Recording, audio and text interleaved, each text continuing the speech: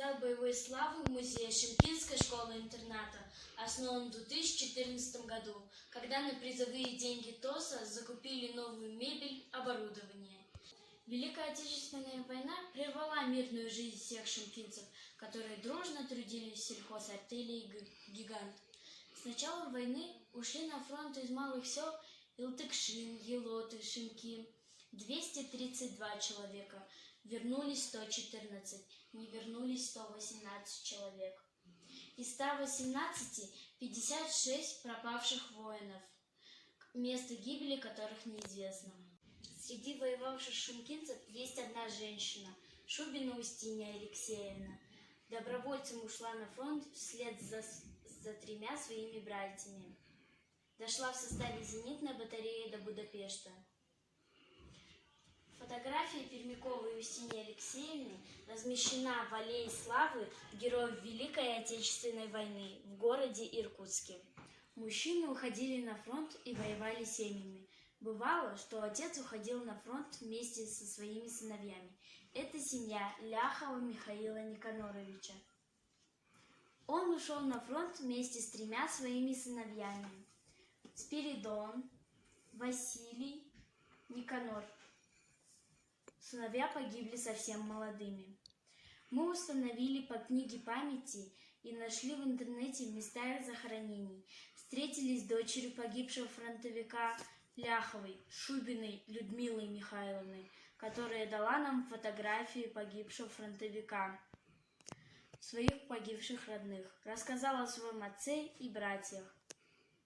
Из семьи казака Шубина Евгения воевали 5 сыновей: Иван, Михаил, Евсей, Алексей, Ефим. 2 погибли: Михаил, Евсей. 3 вернулись: Иван, Алексей, Ефим. Из рода Шармашкеевых совсем молодыми погибли 4 братьев: Акбан, Байжин, Доржо, Янчип. Из-за болезни не был призван только Индон. На сегодня живут и здравствуют в селе потомки Индона. Многие шымкентцы отважно сражались на передовой. В Сталининградской битве храбро сражался с инструктором Ларионов Елеферий Спиридонович. Вынес 230 раненых солдат и офицеров, награжден 2 орденами Красной Звезды. Кроме этого, имеет благодарность Сталина за взятие Берлина и за освобождение Польши. Также свой боевой путь начал снайпером в Сталининграде Ларионов Иван Назарович.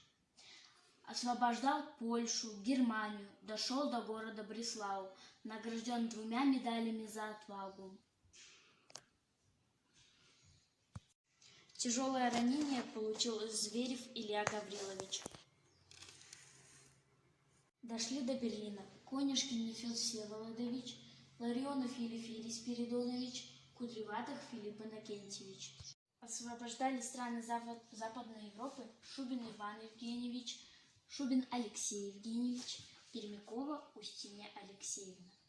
После победы 9 мая 1945 года для победителей война не закончилась. Они были отправлены на Восточный фронт воевать с японцами, и многие вернулись домой только в 1947 году. В зале боевой славы проводятся уроки мужества, посвященные юбилейным датам: Сталининградской битве, снятию блокады Ленинграда, победы над Японией. Ежегодно 3 декабря, в День неизвестного солдата, проводится литературно-музыкальный вечер с приглашением детей войны, потомков фронтовиков.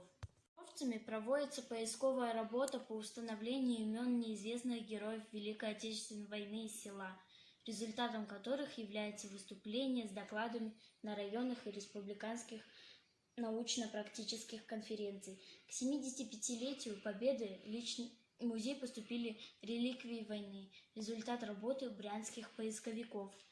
Личные вещи воина-земляка из Елот Дерхеев Бадмы Данзановича, останки которого были найдены в ноябре 2019 года членами поискового отряда «Поиск» Брянской области, Севского района.